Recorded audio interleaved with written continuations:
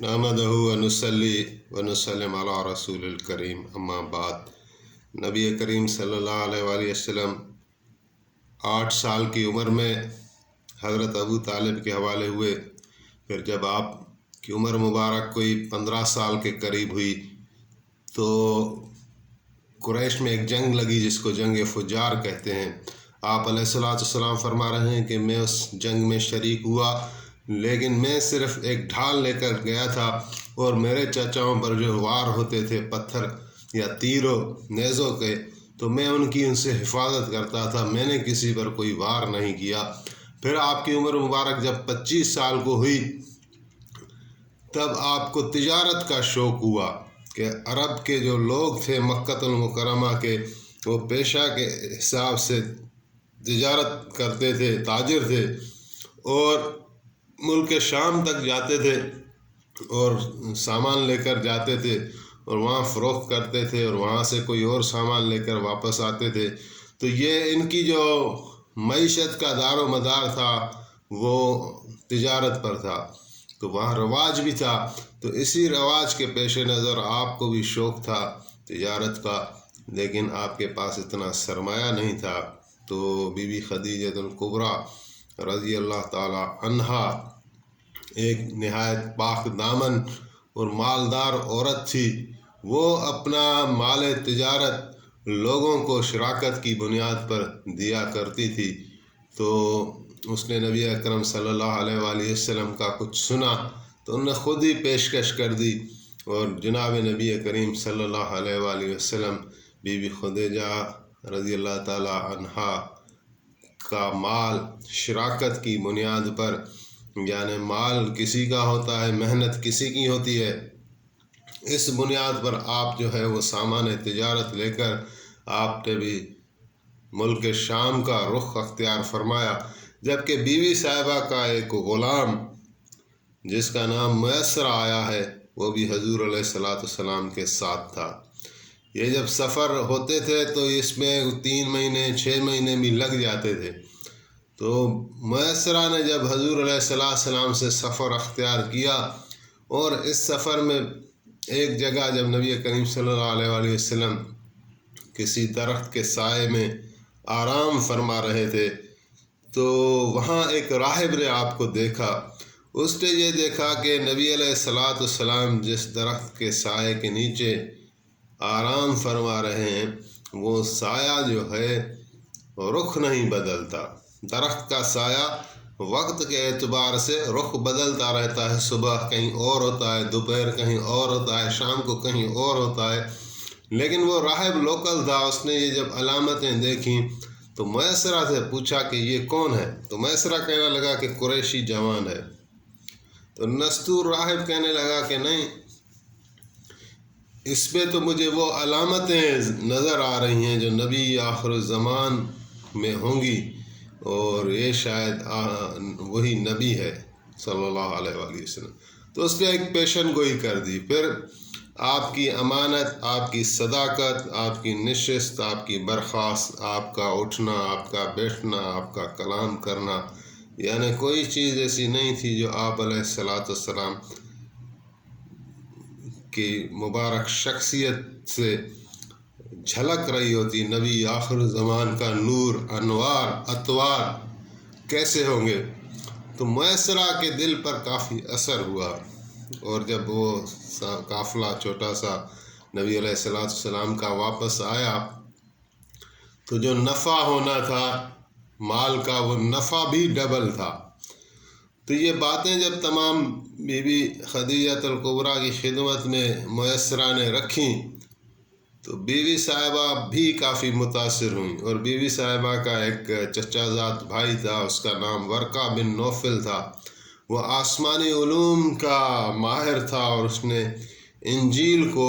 عبرانی سے عربی میں ٹرانسلیٹ کیا ہوا تھا، لیکن ابھی وہ پیرسن ہو گیا تھا، کمزور ہو گیا تھا، نابینا ہو گیا تھا۔ بیوی صاحبہ ان کی خدمت میں گئی اور انہیں یہ واقعات بتائے تو وہ کہنے لگے کہ اگر یہ میسرہ کی باتیں سچی ہے تو یہ قریشی جوان، مجھے کوئی شک نہیں کہ یہی آخر زمان نبی ہوگا۔ تو بیوی خدیجہ اور زیادہ متاثر ہوئیں، تو پھر بیوی صاحبہ نے خود ہی جناب نبی کریم رؤوف رحیم صلی اللہ علیہ وآلہ وسلم کی خدمت میں نکاح کا پیغام بھیجا کہ میں آپ سے شادی کرنا چاہتی ہوں۔ اس سے پہلے میرے پاس کئی سرداروں کے نکاح کے پیغامات آ چکے ہیں، لیکن میں نے سارے مسترد کر دیے ہیں، لیکن آپ کی خدمت میں میں اپنے آپ کو نکاح کے لیے پیش کرتی ہوں۔ تو یہ جب آپ کو پیغام ملا تو آپ نے اپنے چچاؤں کے ساتھ مشورہ کیا، اور ان کی مشاورت سے یہ شادی طے پا گئی، اور شادی وقت نبی کریم رؤوف الرحیم صلی اللہ علیہ وآلہ وسلم کی عمر مبارک 25 سال، اور جناب بی بی خدیجۃ الکبریٰ رضی اللہ تعالیٰ کی عمر مبارک 40 سال تھی۔ تو اس طرح یہ شادی بڑی مبارک رہی کہ نبی کریم صلی اللہ علیہ وآلہ وسلم کی یہ پہلی شادی تھی، اور یہ مصابہت جو ہے وہ 25 سال رہی، یعنی حضور علیہ السلام کی عمر مبارک 25 سال تھی جب آپ نے شادی کی، اور جب بی بی خدیجۃ الکبریٰ کا انتقال ہوا تو حضور علیہ السلام کی عمر مبارک 50 سال تھی۔ تو مسلسل یہ 25 سال کی رفاقت رہی، اور بی بی خدیجۃ الکبریٰ نے آپ علیہ السلام کے اوپر جس طرح کہتے ہیں تن من دھن سب قربان کر دیا، اور نبی علیہ السلام کی اس تحریک اسلام کی بڑی مددگار رکن ثابت ہوئیں، اور اللہ تعالیٰ نے ان کو یہ شرف دیا کہ ہم یہ عام سوال پڑھتے ہیں کہ حضور علیہ السلام پر سب سے پہلے ایمان کون لایا، تو اس میں کہا جاتا ہے کہ مردوں میں جناب ابو بکر صدیق، بچوں میں حضرت علی کرم اللہ وجہ الکریم، عورتوں میں جناب بی بی خدیجۃ الکبریٰ، جوانوں میں حضرت زید بن حارث، اور غلاموں میں حضرت بلال ابن رباح۔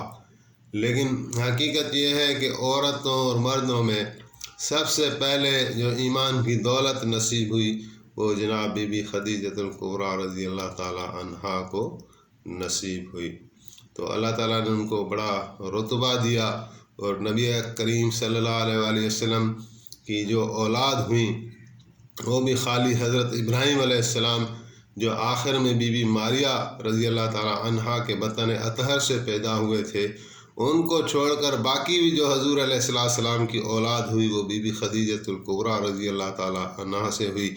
آپ علیہ السلام کی 4 بیٹیاں تھیں جو بی بی خدیجہ سے تھیں، حضرت زینب، حضرت ام کلثوم، حضرت رقیہ، اور حضرت فاطمہ سلام اللہ علیہا۔ اور پھر سیرت مصطفیٰ میں یہ لکھا ہوا ہے کہ ابن ہشام میں بھی اس طرح ہے کہ نبی علیہ السلام کو 3 بیٹے بھی ہوئے، لیکن وہ بیٹے جو تھے وہ بچپن میں ہی وفات پا گئے۔ تو یہ بہرحال شادی بڑی مبارک رہی، اور آپ بی بی خدیجۃ الکبریٰ کے ساتھ رہنے لگے، اور جب آپ کی عمر مبارک کوئی 35 سال کو ہوئی تو عرب نے خانہ کعبہ کی تعمیر از سر نو کی تھی، رینوویشن کا کام کیا تھا بیت اللہ کا، وہاں سے حجر اسود کو یعنی ہٹا لیا تھا تعمیر کی غرض سے۔ تو ابھی کیا ہوا کہ ابھی وہ جب تعمیر مکمل ہوئی تو حجر اسود کو نصب کرنے کا معاملہ اٹھا، تو اس پر بڑا تنازع شروع ہو گیا عربوں میں کہ جنگ کا رواج بھی بہت تھا، تھوڑی تھوڑی باتوں پر ایک جنگ کی صورت پیدا ہو جاتی تھی۔ تو ابھی تھا تو بڑا مبارک کام، ہر ایک چاہ رہا تھا کہ خانہ کعبہ کی تعمیر کے بعد جو ہے یہ شرف ہمیں ملے کہ ہم خانہ کعبہ کے اندر جو ہے وہ حجر اسود نصب کریں، لیکن تنازع کی صورت میں پھر یہ طے ہوا کہ جو صبح کو شخص سویرے خانہ کعبہ میں پہنچے گا اسی کا فیصلہ مانا جائے گا۔ تو سب سے پہلے جو خانہ کعبہ میں صبح کے ٹائم پہنچے وہ جناب نبی کریم صلی اللہ علیہ وآلہ وسلم کی مبارک ذات تھی۔ پھر لوگوں نے جلدی آنے کی کوشش کی، لیکن جو بھی آتا گیا انہوں نے دیکھا کہ نبی کریم صلی اللہ علیہ وآلہ وسلم سب سے پہلے موجود تھے۔ تو پھر آپ کو دیکھ کر ان لوگوں کو تسلی ہو گئی، اور کہنے لگے کہ یہ صادق المصدق ہے، یہ امین ہے، اور اس کا فیصلہ جو ہے وہ قبول ہے۔ پھر آپ نے بڑا ایک زبردست فیصلہ فرمایا کہ کہ جس سے وہ لوگ بھی راضی ہو گئے۔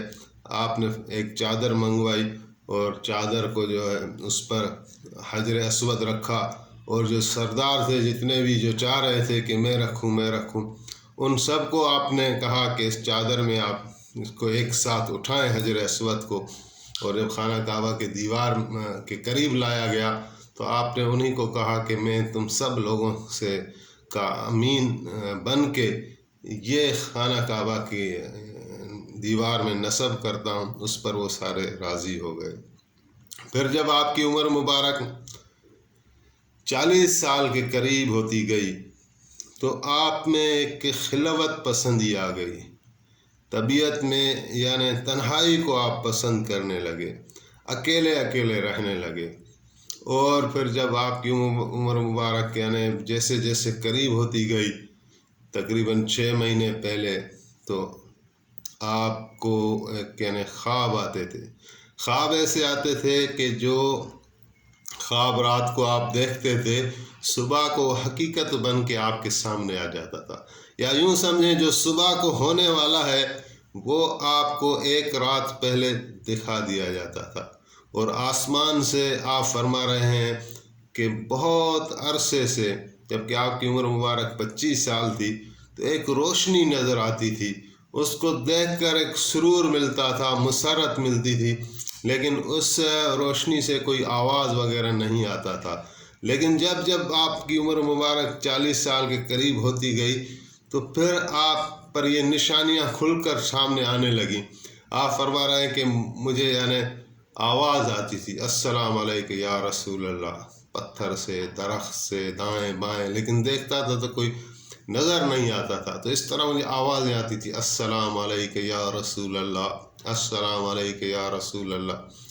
پھر وہ شوق بڑھتا گیا تو آپ میں ایک تنہائی کی کیفیت پائی گئی، جس کو پانے کے لیے اس ترقی کے شوق میں آپ نے غار حرا کو منتخب کیا، جو کہ نبی کریم صلی اللہ علیہ وآلہ وسلم کی رہائش یعنی خانہ کعبہ سے کوئی 2-2.5 میل دور ہے، اور 2-2.5 میل اوپر جبل پر راستہ ہے۔ لوگ جاتے ہیں، الحمدللہ مجھے بھی سعادت نصیب ہوئی ہے۔ تو وہاں جا کر آپ بیٹھتے تھے، اس کو آپ نے قیام گاہ بنایا ہوا تھا، تو وہاں آپ مراقبہ کرتے تھے، اللہ کا ذکر کرتے تھے، کیا فکر کرتے تھے اللہ ہی جانتا ہے، لیکن کچھ کھجور کچھ پانی لے کر جاتے تھے، اور اسی طرح یعنی آپ ایک رات بیٹھے ہوئے تھے تو وحی کا نزول ہوا۔ اس کو انشاءاللہ پھر اگلے اس قسط میں بیان کیا جائے گا۔ اللہ تعالیٰ سے دعا ہے کہ ہمیں اس کو صحیح بیان کرنے کی توفیق عطا فرمائے اور اس کے ثمرات سے ہمیں بہرامند فرمائے۔